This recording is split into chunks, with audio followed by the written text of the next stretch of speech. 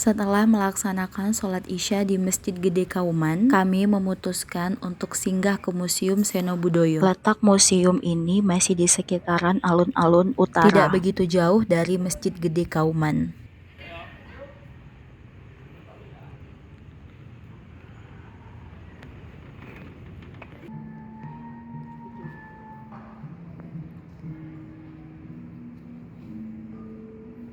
Ketika kami memasuki ruangan pertama, tiba-tiba suara gamelan berbunyi. Kami agak kaget dan merinding. Ternyata ruangan tersebut memiliki teknologi sensor otomatis. Begitu pengunjung masuk ke area jangkauan sensor, sistem audio akan otomatis memutar rekaman gending.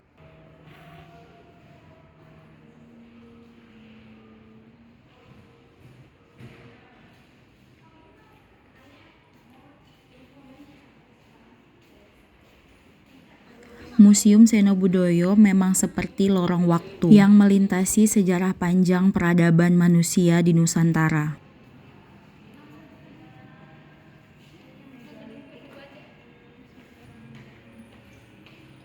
Di ruangan ini ada koleksi dari masa praaksara. Ada arca dari zaman megalitikum. Batu tua.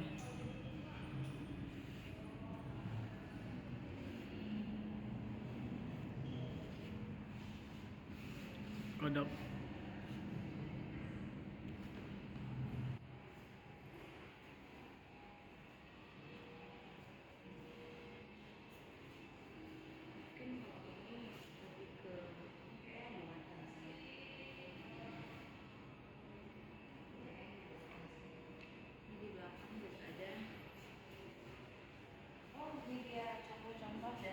Di sisi lain terdapat pula alat-alat perkakas rumah tangga pada zaman praaksara, seperti kapak genggam, kapak lonjong, dan flakes. Manusia purba menciptakan alat-alat ini untuk bertahan hidup. Setiap alat memiliki fungsi yang berbeda-beda.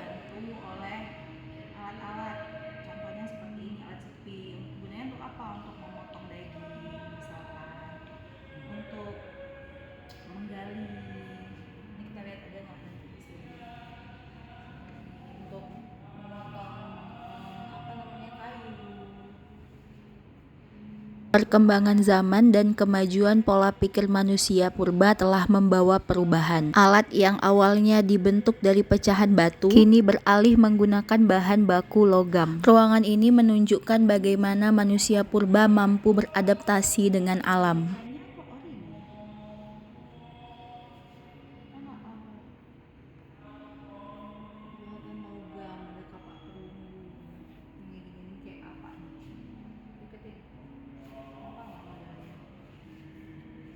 Itu contoh peralatan dari logam. Jadi kita itu dimulai dari zaman batu, kemudian ke zaman logam, dan ini zaman mulai ke besi, buko, kuning.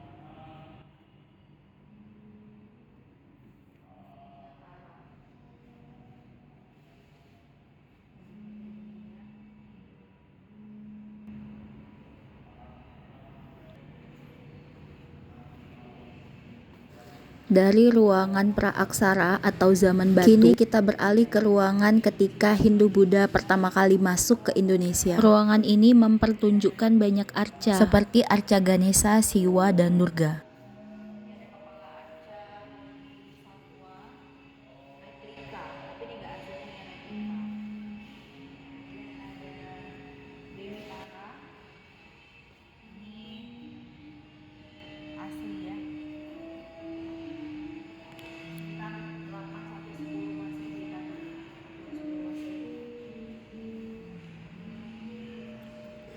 Di ruangan ini ditampilkan pula hiasan Hindu-Buddha yang terbuat dari perunggu.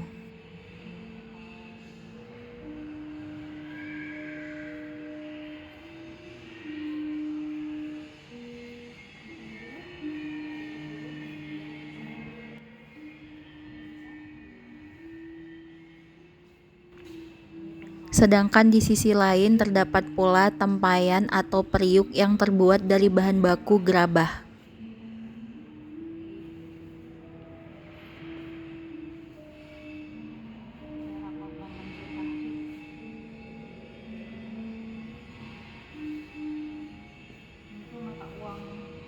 pink Cina.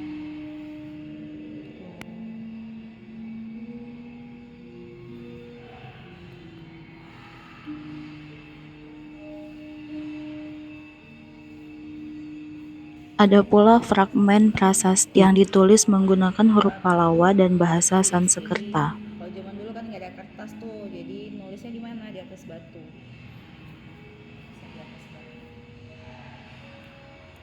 Biasanya yang ditulis itu berupa pengumuman atau kejadian-kejadian penting. Kalau sekarang mungkin kan ada Instagram, momen-momen penting itu bisa kita simpan lewat Instagram dan dari sosial media. Yang wajib dulu tuh pakai prasasti.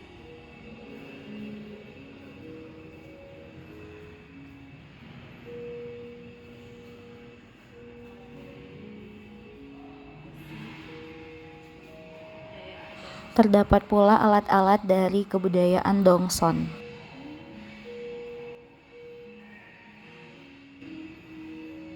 dan juga keramik dari zaman dinasti Tang.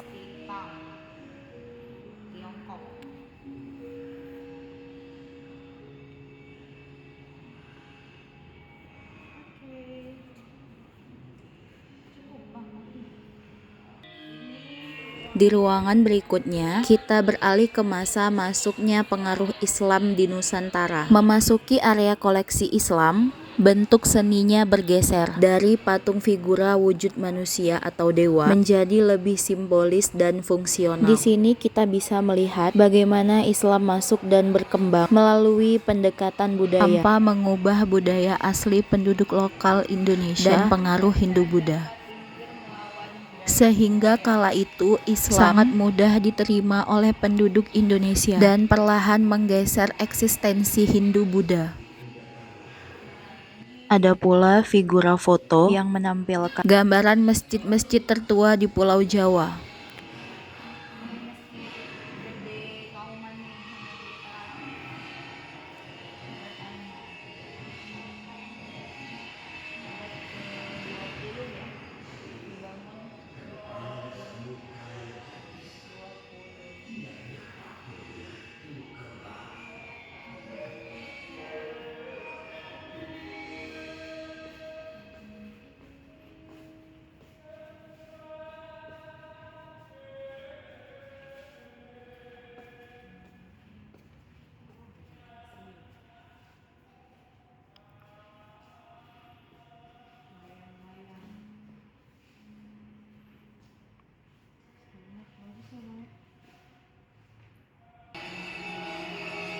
Di ruangan sinematografi ditampilkan tayangan pertunjukan wayang kulit khas Jawa yang menceritakan kisah Ramayana.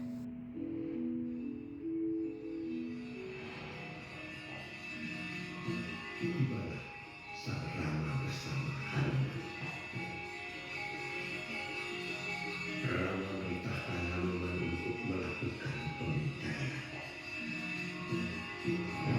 Dengan satu tembakan saja, Hanuman sudah sampai di taman sari kerajaan Amanka. Hanuman untuk menyampaikan bahwa pertolongan akan tiba. Namun celaka, Hanuman tertangkap oleh Indrajit putra mahkota kerajaan Amanka yang sangat sakti.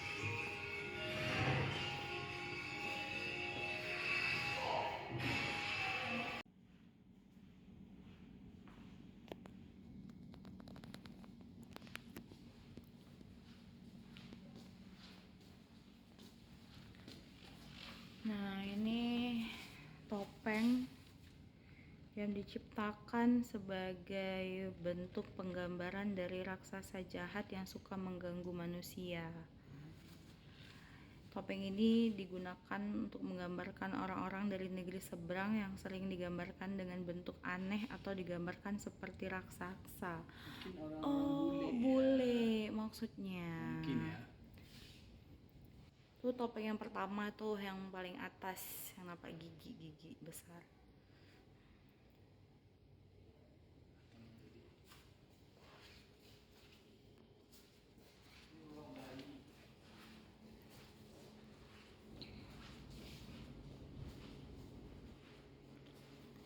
Stabet School.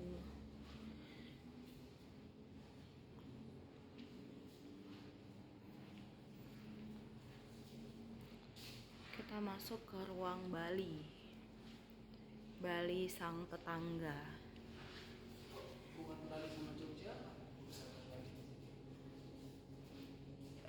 Mungkin secara pengaruh Hindu Budanya kali ya.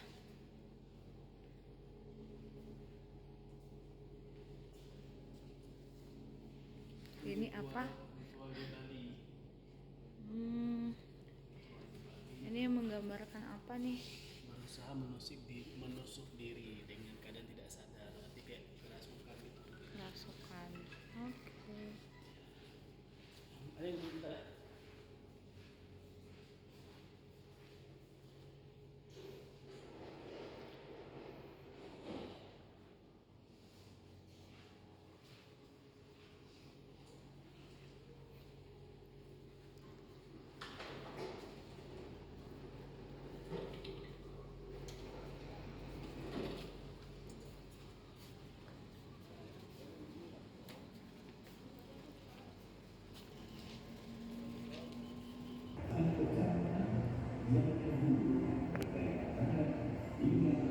Selanjutnya kita pindah ke gedung yang kedua. Gedung ini terletak di belakang gedung lama Museum Seno Budoyo. Gedung ini berbeda dengan gedung lama yang sangat tradisional. Gedung pamer baru memiliki konsep yang lebih modern, interaktif, dan menggunakan teknologi video mapping.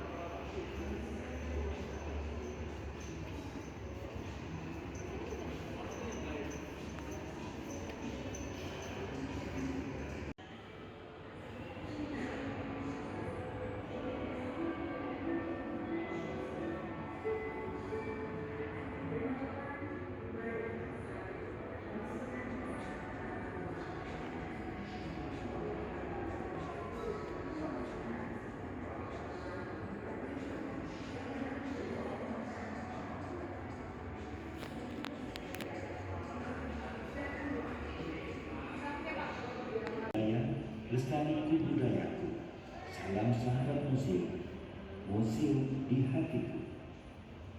Sebelum pertunjukan dimulai, terima kasih untuk tidak menyentuh koleksi yang ada di atas meja, dan selamat menyaksikan.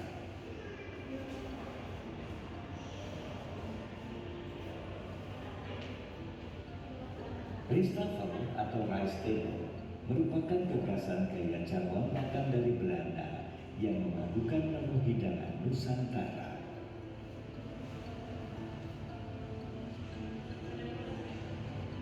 Udang galah adalah salah satu menu makanan keraton dengan ciri khas sambal dabu-dabu dan sambal manis. Udang galah madu memiliki cita rasa yang manis yang didapat dari aroma madunya. Udang merupakan makanan yang banyak disukai banyak orang karena selain rasanya yang enak, udang juga sangat baik untuk kesehatan tubuh.